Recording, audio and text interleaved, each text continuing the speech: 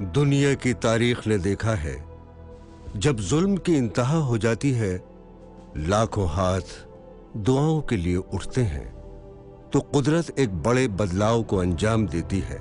उत्तर प्रदेश हिंदुस्तान का सबसे बड़ा और आबादी वाला प्रदेश है। इसमें तमाम समाज, बिरादरी और मजहब के लोग रहते हैं, जिनमें बड़ा हिस्सा है गरीब तबकों का, जिनको दलित व पिछड़े समाज के नाम से जाना जाता है। इन पर हजारों साल से जुल्म और ज्यादतियां होती रही हैं। इस मुल्क में मुसलमान 700 साल तक इंसाफ और इंसानी उसूलों के मुताबिक हुकूमत संभालते रहे और इस दौरान गरीब तबकों को बड़ी राहत मिली, क्योंकि उनके साथ जात व मजहब की बुनियाद पर कोई भेदभाव नहीं किया गया।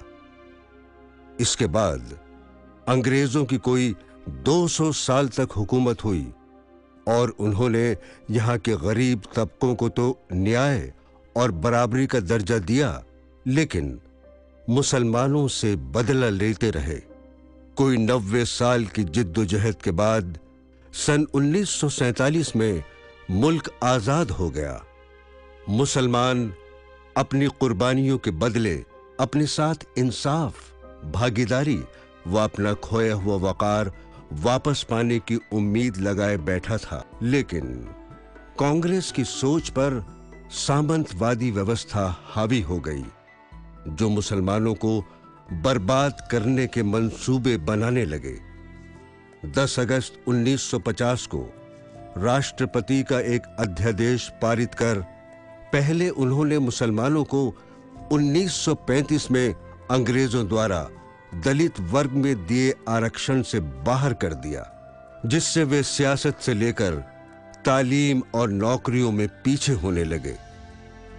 धीरे धीरे कांग्रेस पार्टी द्वारा मुसलमानों के खिलाफ तमाम सरकारी कार्रवाई और फैसले, जैसे जमींदारी खत्म करना, मुस्लिम वक्फ बोर्ड जमीन पर कब्जा करना और सरकारी नौकरियों में अनकही रोक लगा देना वगैरह शुरू हो गए।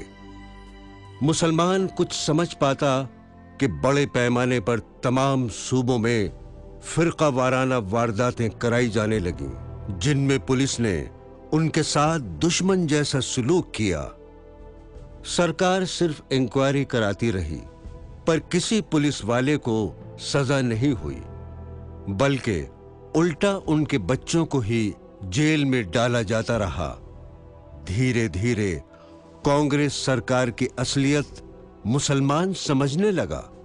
इसी दौरान मुलायम सिंह जैसे नेता मैदान में आए, जिस पर कौम ने भरोसा किया और 3 बार तक मुख्यमंत्री बनाया, लेकिन वो तो चुपचाप भाजपा के ही एजेंडे को लागू करने लगे।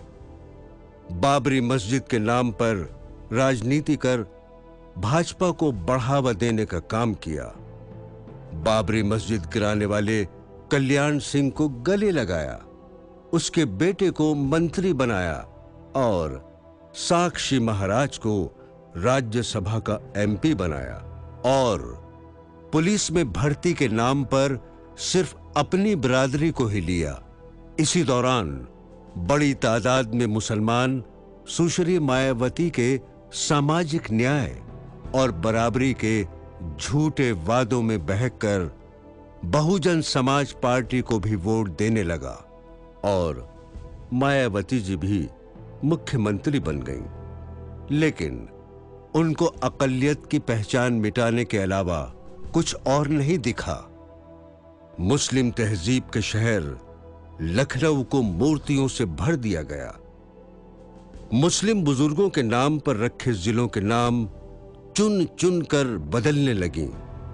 खलीलाबाद को संत कबीर नगर, अकबरपुर को अंबेडकर नगर, अमरोहा को ज्योतिबा फूले नगर, संभल को भीमनगर वगैरह वगैरह।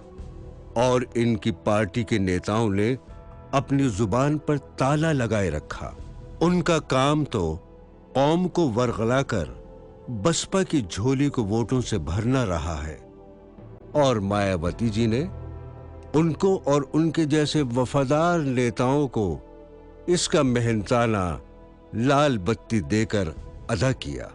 पश्चिमी उत्तर प्रदेश में राष्ट्रीय लोकदल ने अकलियत के भरोसे का खून करते हुए गुजरात के मुख्यमंत्री नरेंद्र मोदी को 6 मई 2009 को अपनी रैली में मुजफ्फरनगर बुला लिया और इनकी सर्वे सर्वा नेता अनुराधा चौधरी ने तो मुस्लिम मोहल्लों को आतंकवाद के अड्डे करार दिया, लेकिन लोकदल के तमाम मुसलमान नेता चुप रहे। आज मुसलमान इनसे जवाब मांग रहे हैं। भाजपा ने जहां अल्पसंख्यकों के साथ खुलकर दुश्मनी की, वहीं पर सेक्युलर जमात के नेताओं ने आस्तीन में छिपकर एक खास तबके के लोगों को डसा, उनके भरोसे का खून किया। लेकिन ताज्जुब की बात तो ये कि उसके वोटों को अपने आकाओं की झोली में डालने वाले इन पार्टियों के नेताओं ने अपने अपने टिकट को बचाने की गरज से कौम पर हो रहे जुल्म पर चुप्पी साधी रही।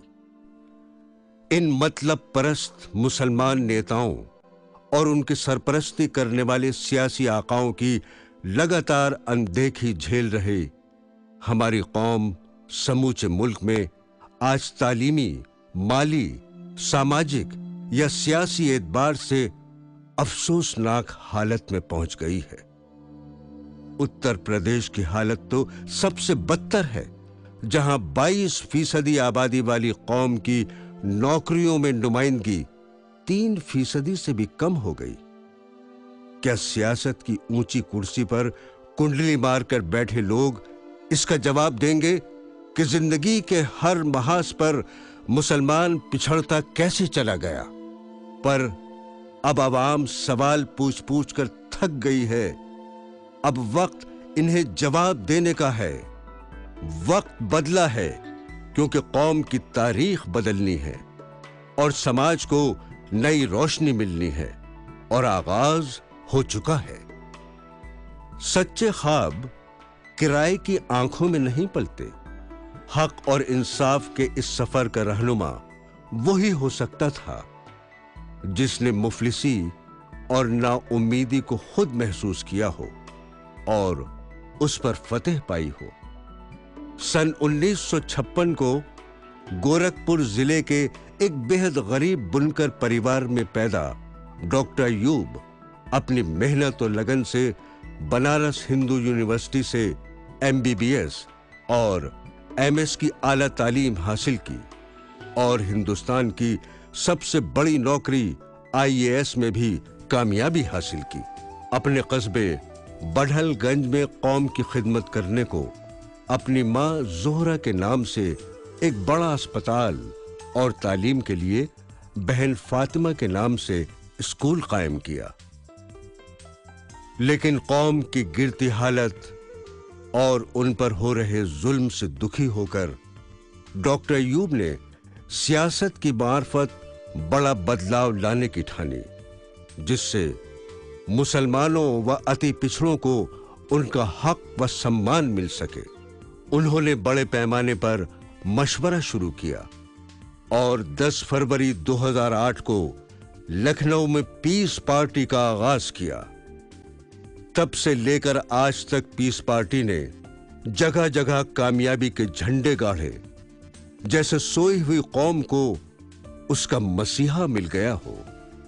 उनकी आंखों में उम्मीद की एक चमक आ गई है। नेता कैसा हो? नेता कैसा हो?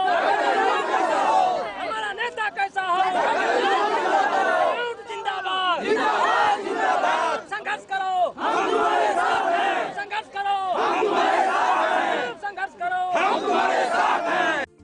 पीस पार्टी पूरब से लेकर पश्चिम तक अपने वोटर को भरोसा दिलाने में कामयाब होने लगी। डॉक्टर अय्यूब के साथ उनके साथियों की मजबूत टीम खड़ी होने लगी। जमहूरियत यानी डेमोक्रेसी के मानी है अपनी रहबरी के लिए अपना नुमाइंदा चुनने का हक। तो हक तो है अपने पास, जरूरत है इस हक के बाकायदा इस्तेमाल की, अपनी पार्टी पहचानने की, अपना नेता चुनने की।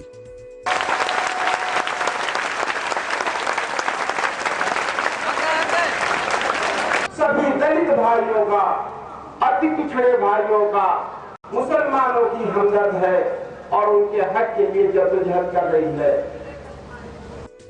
सदियों का अंधेरा मिटाकर अपनी कौम के वास्ते माकूल तरक्की और वकार हासिल करना हमारा हक है। रास्ता हमने तलाशा है, रहबर हमारे साथ है।